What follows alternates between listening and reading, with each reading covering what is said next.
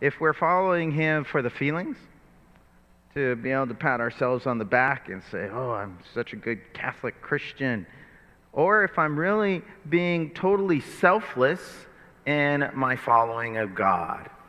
Here we have the example of jumping to conclusions as well, right? Because we all make judgments. We all jump to conclusions. Even the priest in the first reading with Hannah. He saw her and she was mumbling and, not really saying anything. But so what did he think? Oh, she's a drunk. And he went over to her and he wasn't really nice. He didn't say, are you okay? Can I help you? That's what we expect, right?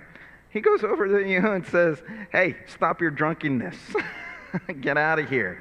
And then she, instead of being super offended, which could have been the case, and many of us would have been offended, and we would have criticized the priest, and we would have talked bad about the church, and we would have had all of our excuses, and we would have told all of our friends, and Facebook, and Twitter, and X, and I don't know what else, right? We would have done all those things because I was slighted by the priest, but what does she do? She just explains herself and says, no, that's not the case. I am a very sad person. I don't have a child. I am barren, and I feel cursed by God or abandoned or forgotten by God. And he said, oh, okay, well, thank you for explaining yourself. I will pray for you.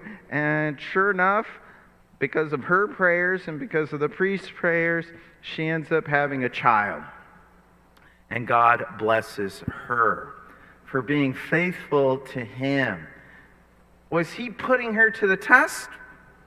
Yes and no.